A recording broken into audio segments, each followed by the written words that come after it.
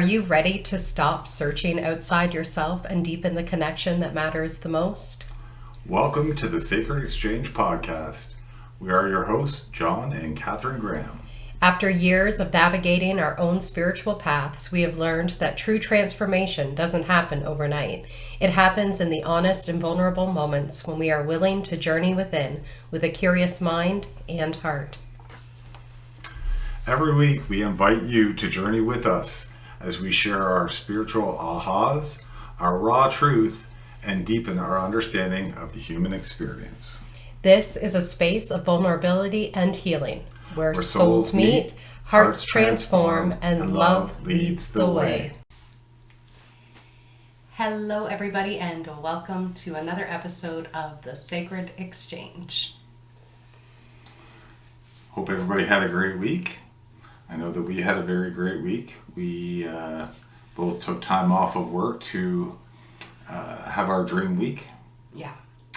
And what that dream week looks like for us is we spend the week planning the future or what we want to see and the goals and aspirations that we're working towards.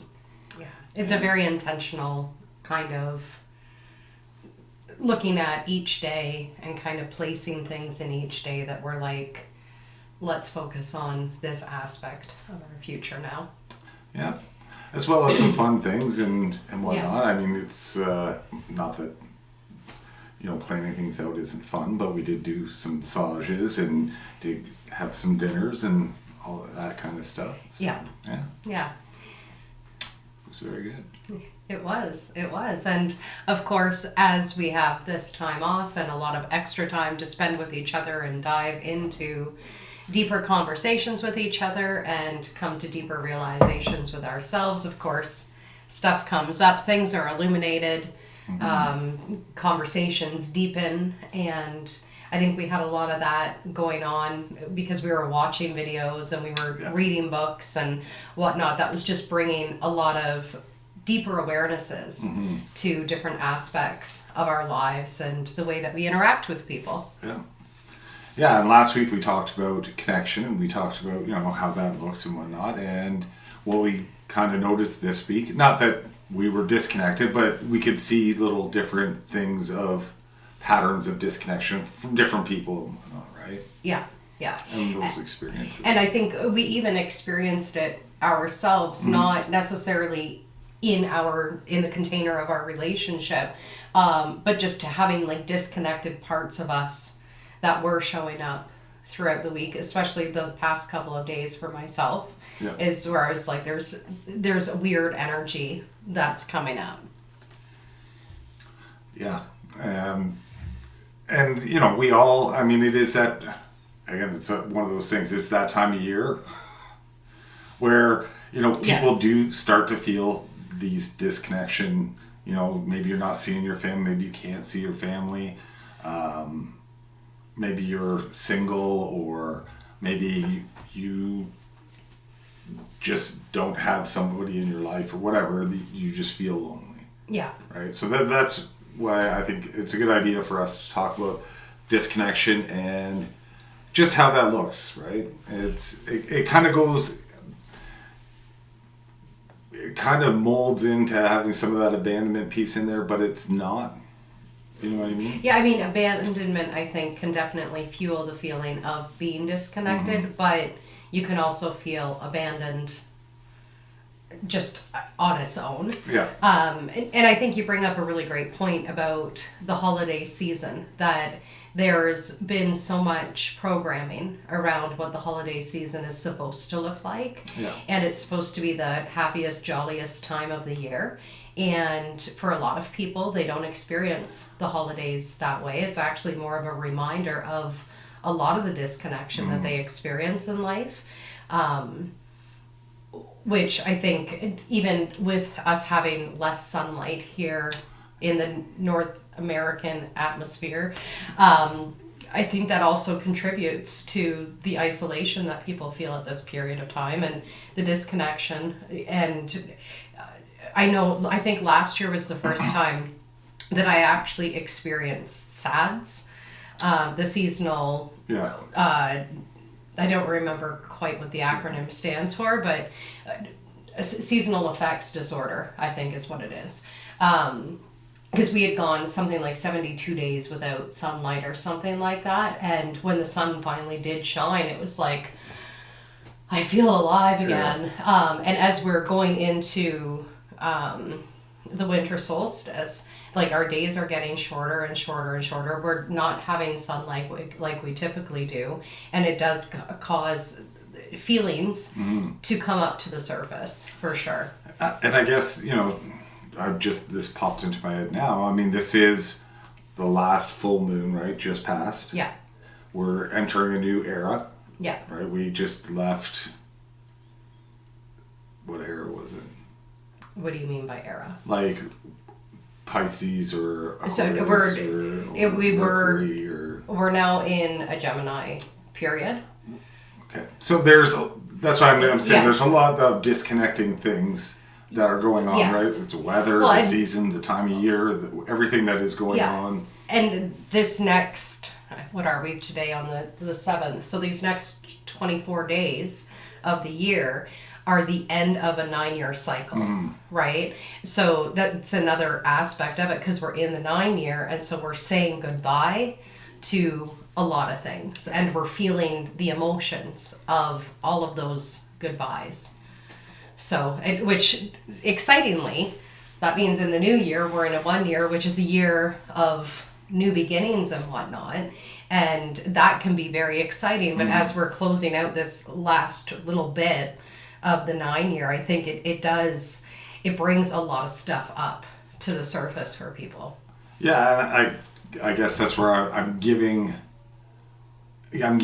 disconnection, not a voice to be okay, but just to maybe have people have an understanding that there's more going on than just, that time of the year. There's plenty of different things that are causing these things, and it's okay. Yeah. But recognize that disconnection and. Yeah. Well, and a powerful quote that we wrote on our board, just as you're talking about this, and I have to pull my phone up to read it out loud, but you don't need different solutions for different problems. You need consciousness applied to unconsciousness. That's it. That's the entire game. And as we talk about disconnection, those disconnected pieces would be the unconscious parts that we have, and we need to bring consciousness to those parts to allow them to come up, to give them a voice, to see why are you there? Why are you kind of isolated in this experience? So maybe you could explain for the viewers just kind of what that would look like as an example of what would be an unconscious thing that you need to bring to a conscious level, and what that looks like. Well, for myself, it has looked like having a feeling that comes up, and instead of allowing myself to go into the story of what this feeling is, because I could have a feeling that comes up that is like it's angry, right? And there might be experiences that I have around me right now that I could say, this is making me angry, this is making me angry, this is making me angry. But instead of attaching a story to it, I'm going, okay, so anger's coming up. What is that stemming from? And then I go within myself to go down deeper to when is the first time I experienced this anger, or what is the story that I've created around this anger? Because I think for a lot of us, we resist the uncomfortable feelings. We resist the experience or the expression of whatever this is, and just simply giving a voice to it is shining that consciousness on it to illuminate something that's underneath. So instead of bypassing, because I know people tend to do that, if something uncomfortable comes up, we don't want to deal with it. Yeah. We'll just move on to something else and pretend like it didn't happen. Yeah. You're actually insinuating or saying that you should actually look into that deeper. Yeah.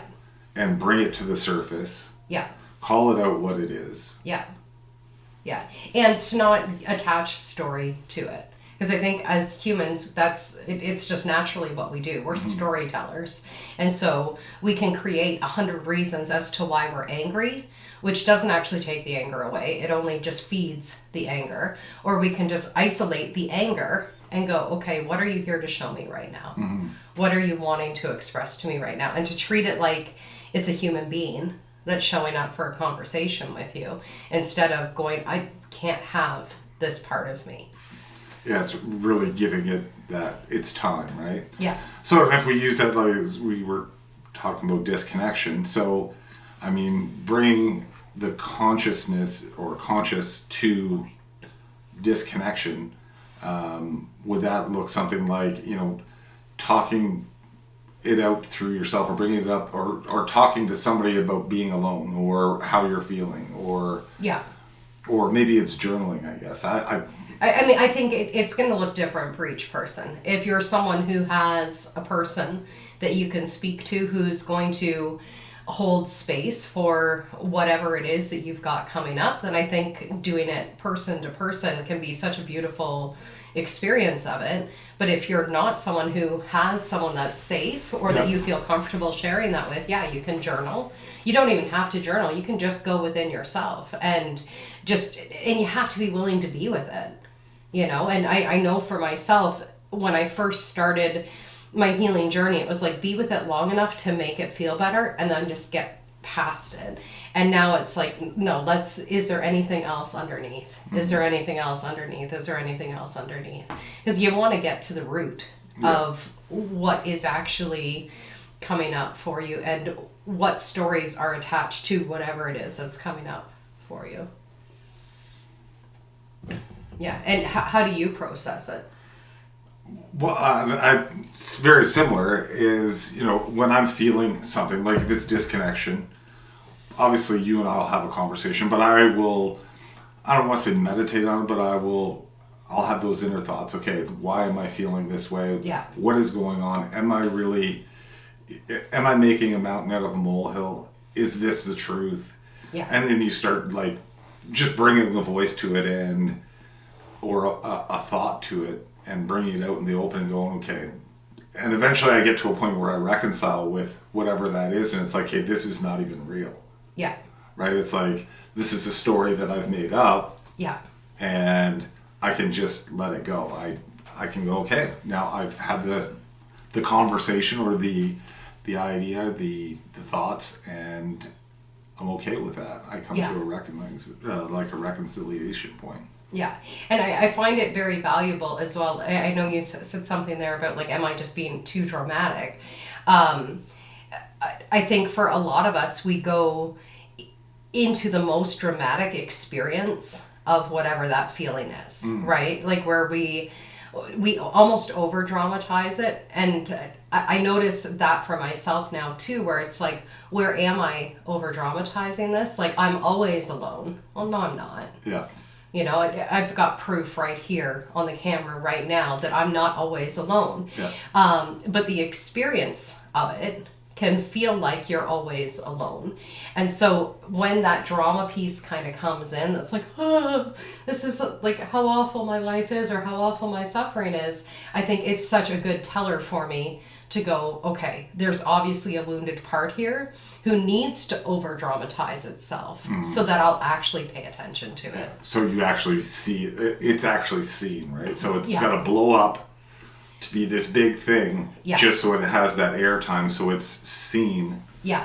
And then done something with it, that it's there and it's now conscious. Yes, because otherwise, like, we've been taught to suppress so much of our experience and of our feelings and everything else. Yeah. And so it's kind of like that pot that's finally boiling over.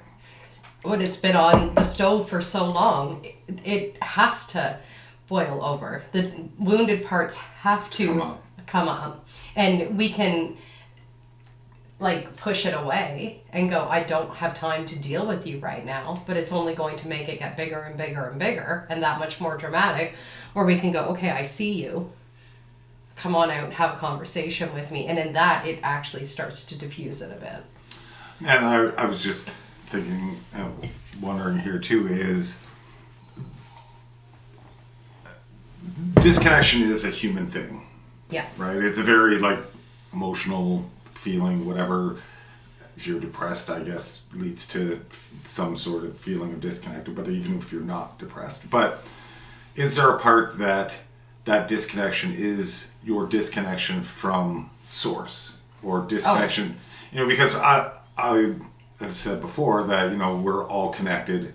We're all part of this one source, that we're never really alone. There's always that connection, but do we forget? And that is like, it's not the unconscious bit, but I don't know what you would call that. I would call oh my goodness, if I could get my words out. My mouth is disconnected from my brain right now. I think the forgetting that we're all connected piece is the disconnect, right? Because we look at this world around us as going, this is the absolute truth. Mm-hmm. And so if they're not showing up for me, they're disconnected from me, but that's not necessarily the truth, right? They might have their own shit that's going on, and that's why they're not showing up. Yeah. And so I could tell myself the lie of I am disconnected from them, or I can remember the truth, right? We're all connected. And so what I see in them is also me. Yeah. But I think it's hard to get to that point, or it's hard to always remember that, right? Especially when those wounded parts are coming up, it's difficult to realize that these wounded parts are not telling us necessarily the truth. Yeah, because you can kind of get stuck too, right? Is in a spot where if you're feeling disconnected, you could start pulling those negative thoughts towards you. Yeah. And start spiraling. Yeah. Right? Like, nobody loves me, everybody hates me, going to the garden to eat some worms. Yeah. What's your favorite song when you were a kid? And yeah, I think you can get caught in those spirals, and it's important to try not to. And again, going back to this time of year, I think that's where this time of year is hard, because people will start going, oh, I miss this person and this person, and they're not there for me, and instead of going to that single source of, this is me, right, projecting this out, that nobody cares. Lots of people care, but you're projecting that out, and that's what you're seeing. Well, we create whatever we believe inside is what we're creating out here, and it's all that we'll see. Right? It's like going into the grocery store. If I told you to go and find pomegranates at the grocery store, if you've never experienced pomegranates before, you're going to be looking all over the store for pomegranates. But if you know exactly what a pomegranate looks like and where to find it and whatnot, you can go in and out of the store really quick. Right? We can only find what we've experienced to be true, or we have to shift our beliefs around it to know that there's bigger things that are available to us than the small story that we've been told. So that's true. And it's because I know I go through a lot of like emotional ups and downs through the holiday season as you're dealing with like grief. I think is a big thing that comes up for a lot of people during this season, is in that missing of the people who literally are not here anymore. Right? And it's hard to remember that energy, or to stay in that feeling of being connected to them when you're in that grieving kind of experience of it. No, I was just going to say, it would be very difficult. I mean, when you're grieving, grief is so deep, right? Mm-hmm. It is so, like, down here deep. And it is, I think it's like a vacuum, where grief is one of those things that all those negative things will just start to gravitate towards you. Because this is the energy that you're putting out. And it doesn't even feel like a putting out. It's like, this is the energy that you're stuck in, right? Because moving through grief, especially during this time of year, I think it's like almost like swimming through tar. And going like, I don't want to be here, but also they're not here, so I'm just going to be here because that's just what I'm feeling right now. And I think even in that, if you can recognize like, this is just really heavy, thick water for me to get through right now, or heavy, thick emotions for me to get through. And instead of disconnecting from everybody, to just admit to everybody, this is where I'm at. Yeah. This hurts for me right now. That in itself can kind of add a little bit more clear water to it, so that you're not swimming or getting stuck in that energy so much. Yeah, and I think that is it's an important thing that we don't do enough of, and I'm hoping that, well, I guess we are hoping that this podcast does help with that, is bring voice to these things, right? Yeah. Speak to your people, or even speak to us. When you're struggling, or, you know, if something's coming up and you just want to have a chat, like, just get it out. Whatever way you can. If you don't have a safe space, or you don't feel comfortable talking to this person, I mean, we don't know a lot of the audience. I mean, here's a perfect time to, you know, air it out. It's not like we know who you are or this, that. If you just want to say, hey, this is what I'm going through, blah, blah, blah, blah, blah, at least it's out there. And now it's conscious. Yeah. And you got it off your chest. Yeah. And then you can move on from there, right? Absolutely. One of the most powerful, it was a meme that I seen on Facebook actually, and it said, most people believe that the opposite of depression is joy, but the opposite of depression is actually expression.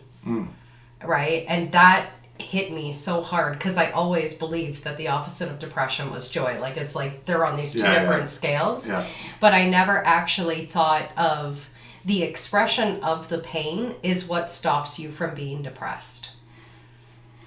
Right? When you can actually express yourself and have someone just hold that space, or it might not even be someone. Like, if you can paint a picture of what you're feeling, if you can write a song, if you can plant a garden, whatever it might be, even throwing eggs at a wall, you know, it can just help to move that energy, and then it doesn't become so depressed inside of a person.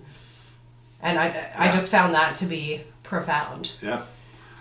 And I'm big about sharing, I guess, or I'm getting more and more about sharing and vocalizing things, right? Just because we all go through the same things.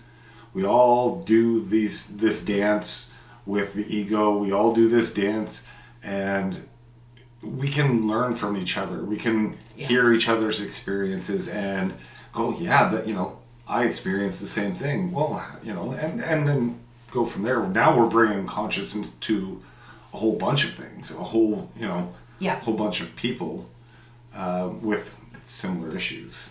Oh, absolutely. Similar, whatever. Yeah, it's like the same flow of the experience. It happens to we've all gone through a heartbreak. Yeah.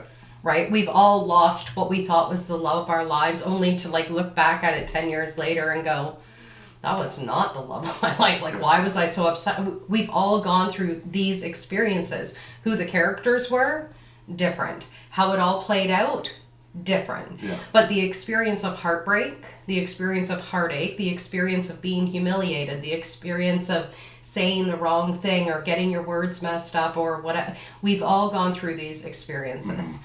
And the more we bring voice to them, you're right. It is.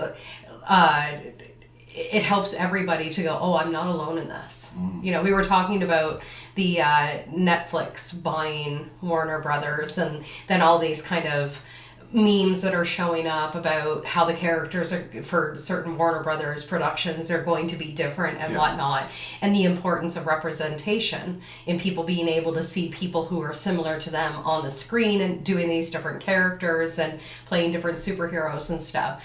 And I think that falls right into this category of representation matters. We need to know that there's someone who's fucked everything up. Right? Especially if we ourselves are feeling like we've fucked everything up. I need to know other people have, and that they're still living, that they're still okay, that they're still loved.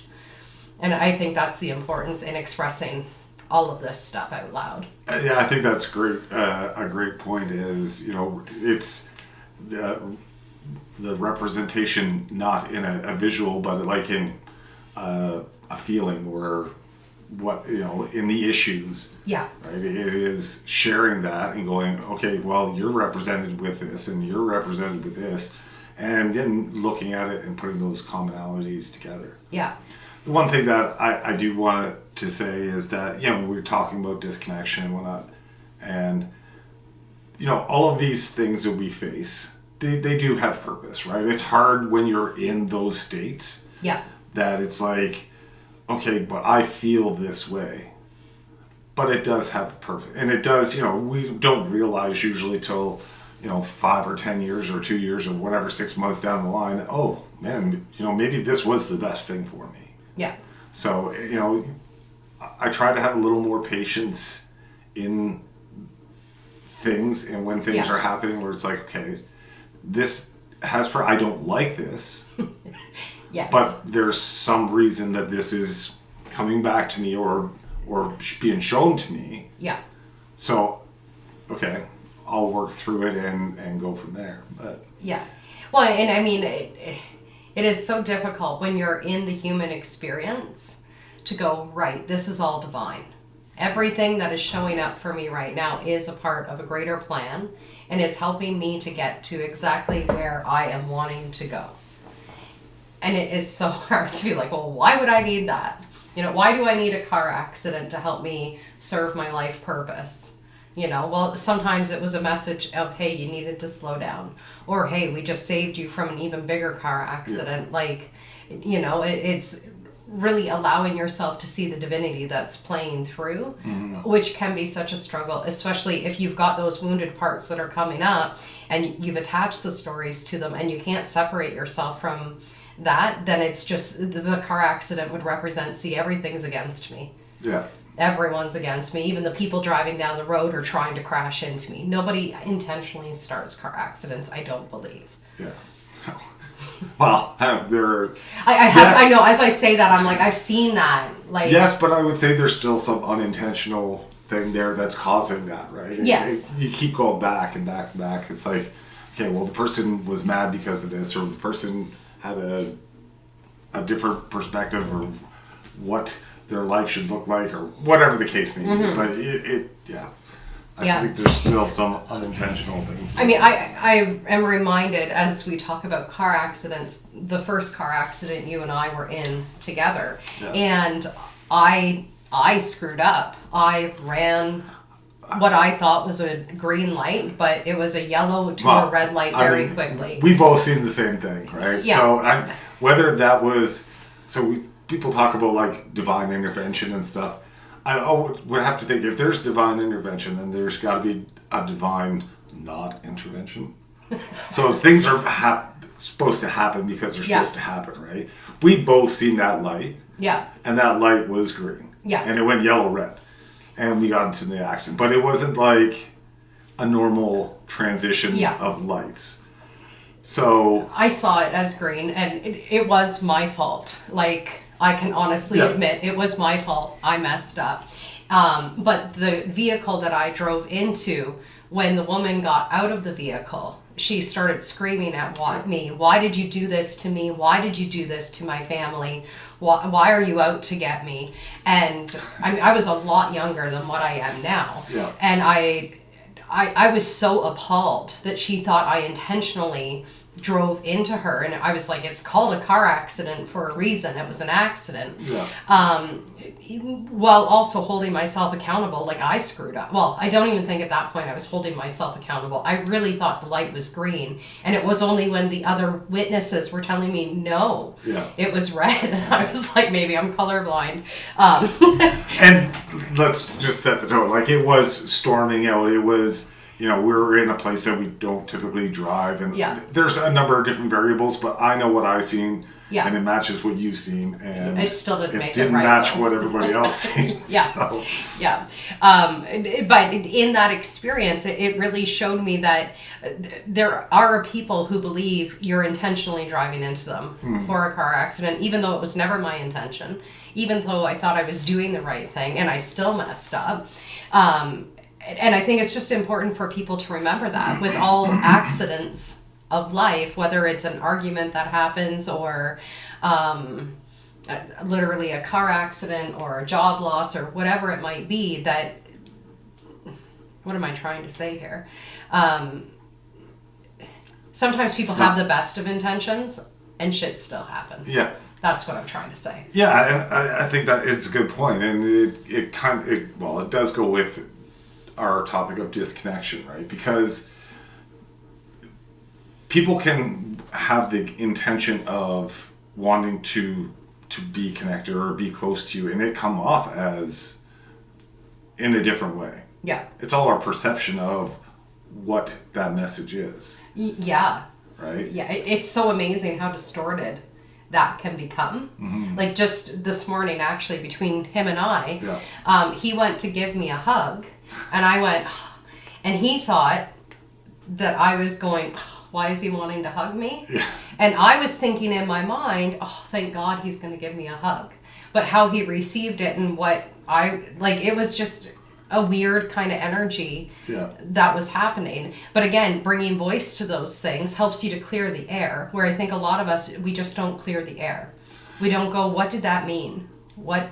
Yeah. And I was just had a thought. I'm wondering if there's a possibility that if you don't bring these things to like the unconscious to the conscious level, and okay, I'll just use an example. If I'm having a bad day, and I don't say I'm having a bad day, right? I'm just gonna go, but I'm feeling I'm having a bad day. Yeah. You know what I mean? Yeah. I'm not gonna tell anybody I'm having a bad day, but in me, there's a bad day. Yeah. Are you attracting that more bad stuff? Right? Yeah. Instead of, trying to change that energy that you're in. Yeah. Are you actually absorbing more? Like now you're going to see everything as bad because you can't just let go of it's a bad day. Yeah. Yeah. Well, we have a bad moment, and the bad moment becomes the bad hour, and then the bad hour becomes the bad day, and our entire day is ruined because we spilt our coffee at 5:00 this morning, right? Like it literally is a choice. Yeah. Because if we go, everything's against me, even the coffee cup doesn't hold coffee the way I want it to. Meanwhile, you're the one who knocked it over, but whatever. I think we start to pull in it's what story are we telling ourselves? Mm-hmm. Am I having the worst day of my life? Or have I just created so many opportunities to affirm myself that I'm having the worst day of my life? And I guess this would be a good,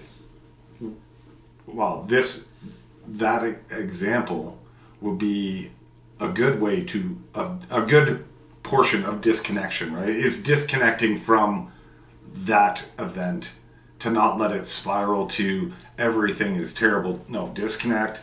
Okay. Yeah. This happened. This is just this event. Yeah. It's not every day. It's not all day. It's not every hour. It's not everybody. Yeah. It is just this one thing that happened, and I'm going to disconnect from this because this is not going to dictate what the rest of my life or my day or whatever is going to be. Yeah. I think it's so hard for people at times to realize that it can just be a moment and it can just be a choice. Like, isn't that interesting that I spilt my coffee all over the counter this morning? I wonder why. Maybe I don't need caffeine today. Yeah. Maybe that's it. We don't need to attach story to it. We don't need to attach, because I think sometimes we try and create meaning out of things. Yeah. And that meaning, if we're not careful with it, we can use it to destroy ourselves. Yeah. And destroy our lives and our relationships and everything, because we're really trying to prove to people, see, no one loves me. Yeah. Nothing works for me. Here's this sign, here's this sign, here's this sign. Yeah, and it's a really tough energy to get out of if it's something that you practice daily, of just kind of proving to yourself that the world works against you, or proving to yourself that no one's there for you, or whatever the story might be. You just, it's a tornado energy. And I don't think it's done intentionally, right? No. I would have to, or I would want to believe that people aren't doing this intentionally. It is happens because they're not giving the voice, or they're not. And here's the thing that's very, very hard to remember, and you just spoke about it, is you have a choice. Yeah. And we forget that, right? It's like, you can be mad or you can not be mad. This thing happened, you spilt your coffee. You can choose to continue to be mad, or you can not. Yeah. And that's where, you can just stop. Yeah. Well, I mean, how often do you, meet up with a friend or something and they go, how have you been? And you go, oh, well, all right. Except for on Monday, it's Saturday now. On Monday, I did spill my coffee. And then it just created this bad day. And then this happened, and then this happened, and this happened. And now we're on Saturday, and we're still talking about the bad thing that happened on Monday, which means that bad thing has now kind of overshadowed Monday all the way through Saturday, and now we're telling someone who's going, oh, that sucks, or whatever they might be saying, and they're just juicing that feeling even more, which then is just creating more of that kind of force field around you for more of that stuff to happen. But I think you're absolutely right. When most people don't realize, I'm doing this, I'm choosing this, I'm allowing this to become my entire personality right now, instead of just, it was a moment in time. Yeah. And they say that, so like you said, something bad happens, you get angry, whatever. It's okay to be angry. It's okay to have feelings come up. It's okay to experience life and go, I don't prefer that. Yeah. But scientifically speaking, they say that if you allow yourself to feel an emotion for 90 seconds, it will dissipate. That's all it takes, is 90 seconds to fully feel it and just allow yourself to be in the full energy of it, and then it will dissipate. Because emotions are energy in motion. Yeah.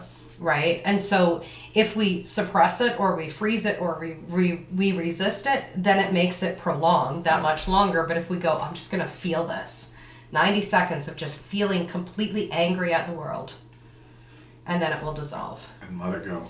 And I have tried it. It's not just a theory that I've heard. Yeah. I've experienced it where I had something that happened that really made me angry.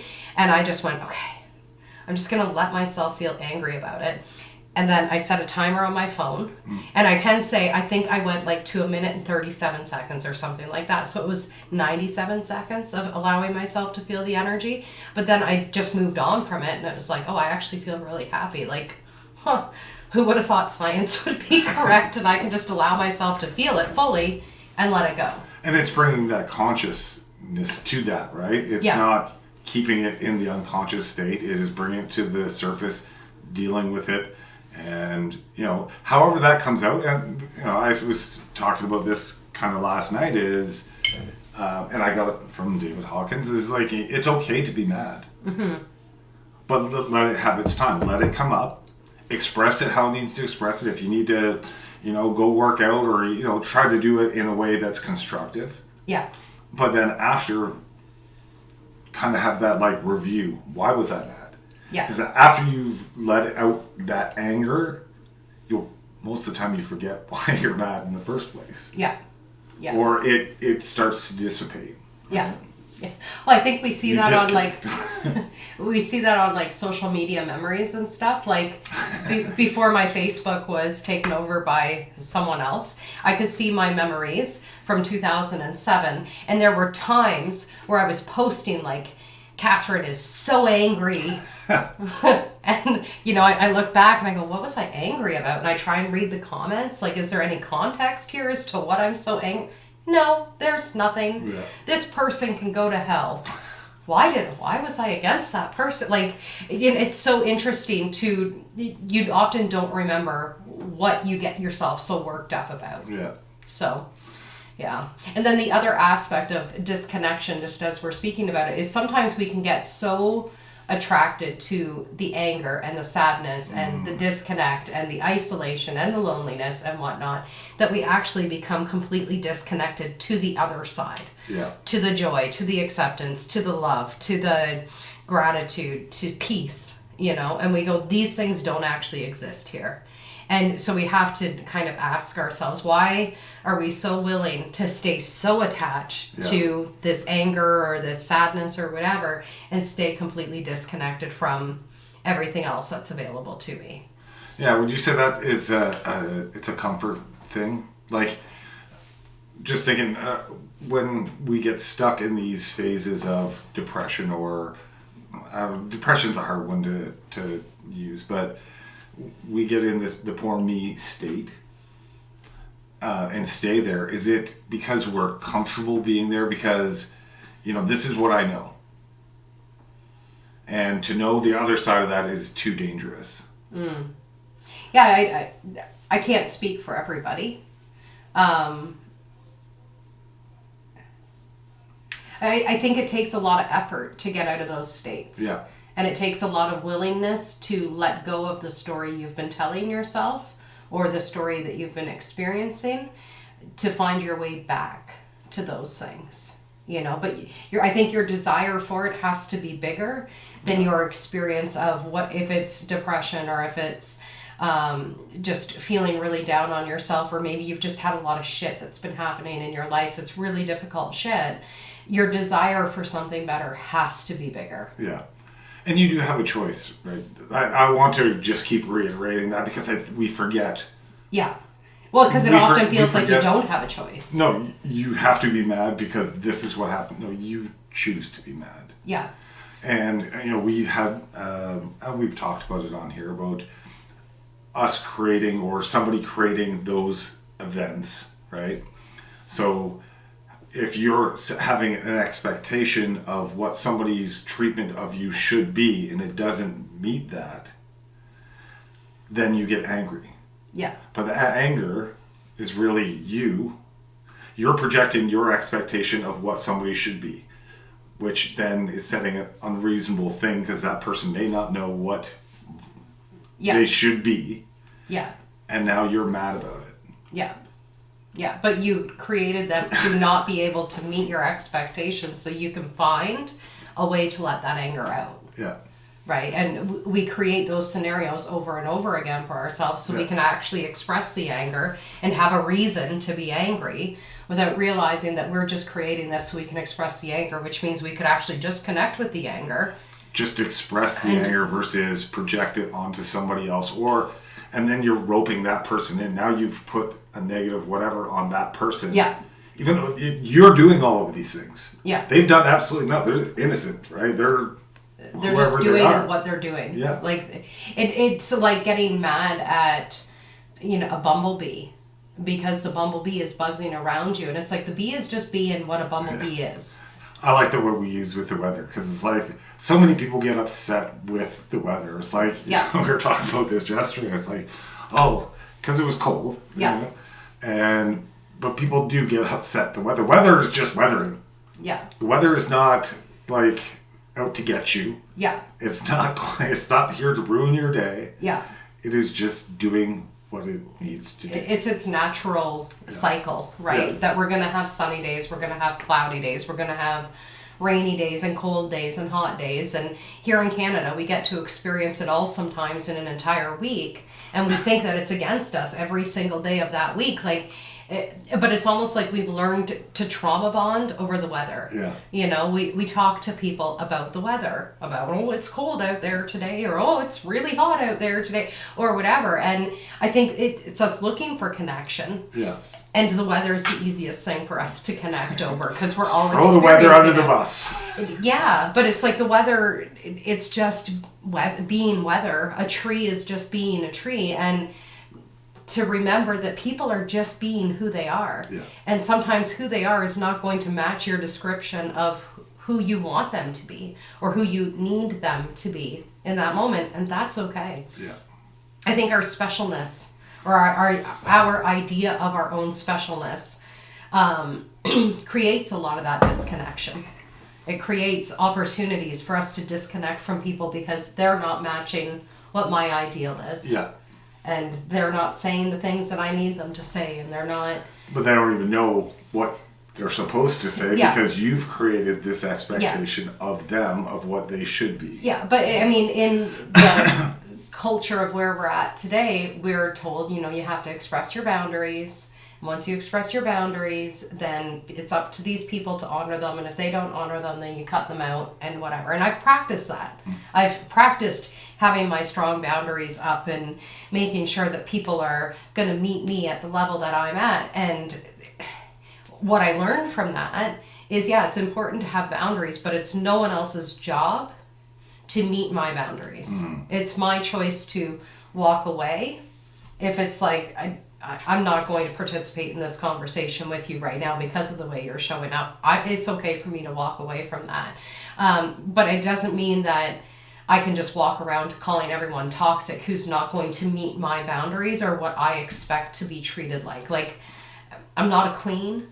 I would like to think that I'm a queen, but I can't dictate how everybody should be showing up. And I have to have compassion for how are they showing up and why are they showing up that way. Yeah. I was going to say the same thing. It's the important part, I think, is having that compassion for people where they are in their journey, right? And it's a hard thing that we do forget as well. It's like everybody has stuff. Everybody has a story. Everybody's been hurt. Everybody's had wins and losses. Yeah. And it's just important to remember and have compassion for everybody's journey because everybody's gone through stuff. Yeah. Yeah. And we never know how people or when people are showing up with what they're showing up with. Yeah. But we know they're coming with stuff. Yeah. And it's just important to have that compassion to, know that there is stuff there. Yeah. They're not just showing up as a blank slate or, the guy that you were yesterday or the person that they knew or whatever 6 months ago. That person's still going to come with different stuff. You know what I mean? Like, we're not the same every day. As much as people want us to be, the same person every day, day in and day out, we change, we evolve. Yeah.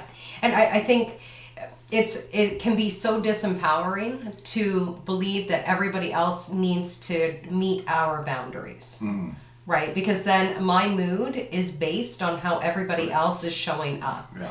And if I already have a belief that they're never going to change, but I still have to have these boundaries, and I still expect them to meet these boundaries, but they're never going to change, well, now I'm actually in conflict with myself. But if I can go, I have a boundary where I know I need to honor my truth no matter what. Yeah. Right? If someone won't allow me to express my truth in front of them, that's okay. They don't need to know this version of my truth or whatever. I can take that step back. I can hold that space for myself. I can honor my own truth. I can even honor my truth in their presence and them not get it at all. Yeah. And also that's okay. I'm still whole. I'm still me. Yeah. Yeah, it's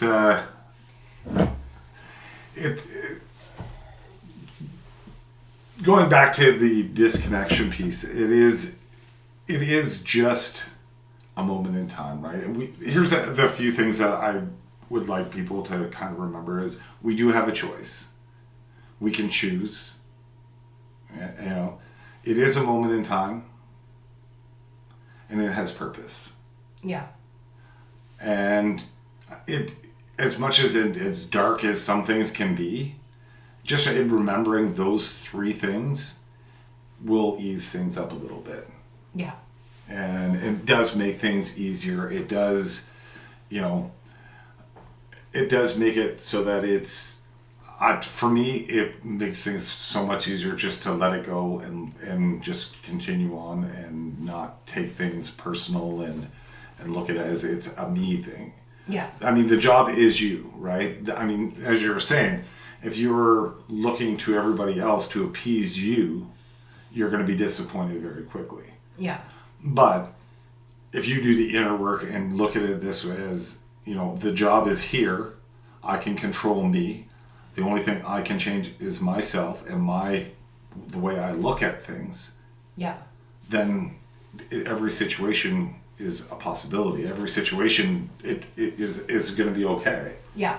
Well, and it's so much more empowering as well to me to be able to meet these parts of myself. Like, would it be great if everybody around me just adhered to everything that I ever needed so that I would never feel uncomfortable and have to feel emotions? Yes. In an ideal world, I think that's what we would all want. But that's not the reality here, no. Right? Like, we're all these different moving pieces and people with all these stories and everything. Yeah. So in that, to be able to just meet my own self and meet my own emotions and hold that space for myself, it's such an empowering experience to go, right, I don't actually need anybody else. Do I want other people? Absolutely. Do I want connection? Absolutely. But I don't need it, in that I don't need to change who I am in order to have a connection. Yeah, I agree. I think we do need those. We need those connections because there's stuff that gets reflected back, right? There's stuff, and I think we need those as that reminder. And here's the other thing. If life was easy and everything was the same, you'd never be challenged to be more or do better or look at things in a different way, right? It would just be like a zombie land, day in, day out, like same thing every day. The Lego movie. Yes. Everything is awesome. Yeah. You wouldn't be challenged to push yourself, and we as a society wouldn't. We would just be the same as we would never evolve. Absolutely. Yeah. Absolutely. Yeah, and when I say, you don't need those connections, I think, and I get what you're saying about, like, we need these as, like, this kind of piece of reflection for us, and it all these nuances help us if we're willing to allow them to help us. This is true. And I feel like in the past, when it came to my connections, I was willing to let go of everything that I was to try and maintain the connection, because I put so much value on, let's just stay connected, whatever it takes. Yeah. Right? And I would lose myself completely to maintain a relationship with someone who didn't want any version of me to be in that relationship. Yeah. Where now it's like, I'm honoring myself, and if you're coming along with me, awesome. And we don't always have to agree. That's okay. Yeah. But I'm going to show up as me in this relationship. And that's either going to be a gift for you or not. And that's also okay. Yeah, it's a great thing. It's a great point too, is in a conscious relationship, having those awarenesses that I'm not always going to show up the way you want me to. Yeah. You're not always going to show up the way I want you to. Yeah. But we're going to have a good discussion about it, right? Like, and this goes for not just you and me. I mean, this is people that are out there. People are not going to show up the way you want them to. But there's always something that we can take away from that. Absolutely. And why is that? And you can keep going on that. And again, it's that invitation to me to meet yourself and to go within. Like, if you've got someone out here that is not showing up in the way that you want them to, then what part of you is requiring that? Yeah. And can you now become that for yourself? What a great gift they just gave you. Yeah. Right? Because, I wanted their validation, but now I actually have to go within myself and validate myself. Cool. Yeah. I that doesn't sound like it's very cool, but truly it is. No, it is. I understand what you're saying. Yeah. Yeah, it is being able to see both that duality that's there as well, right? Yeah. That, you know what, maybe I'm not showing up the way you want. Yeah. And maybe we can't show up in those ways because it's not actually our job. No.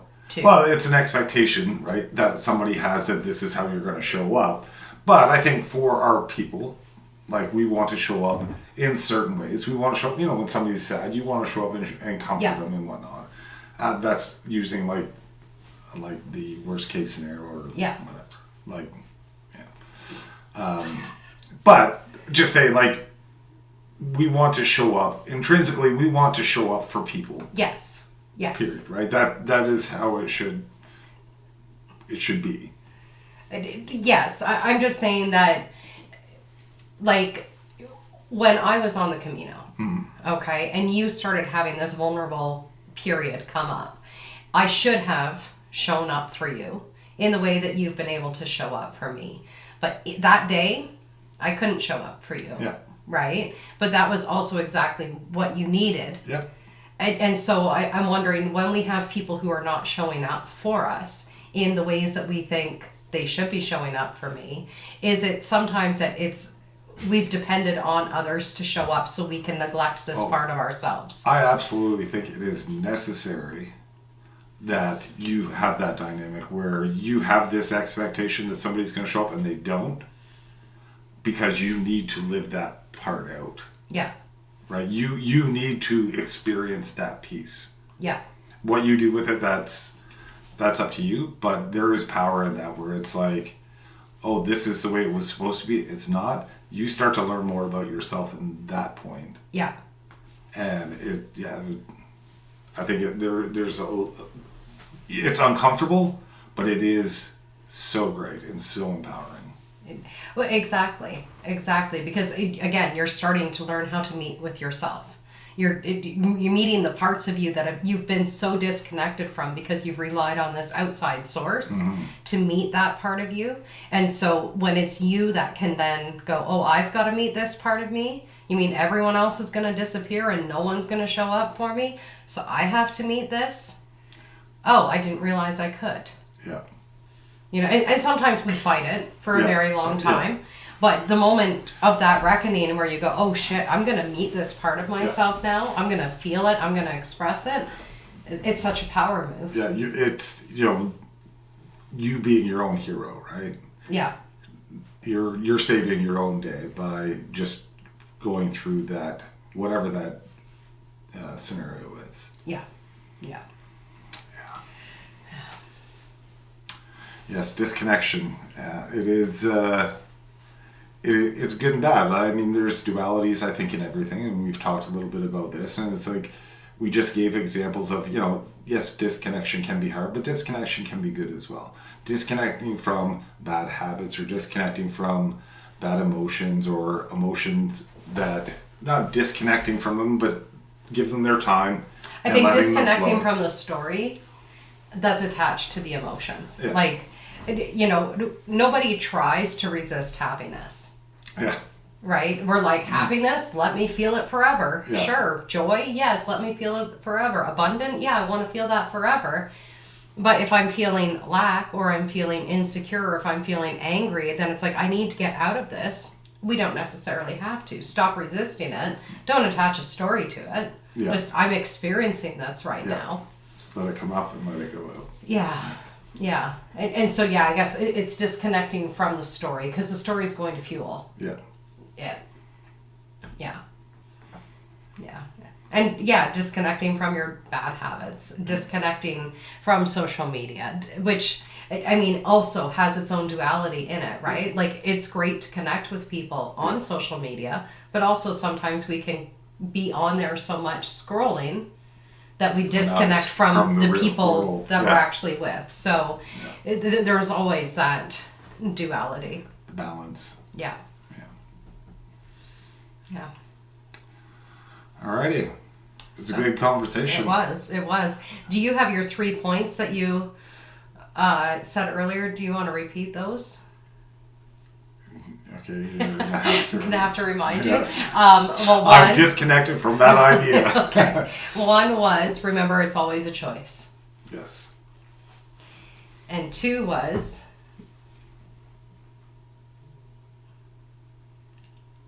I don't remember either.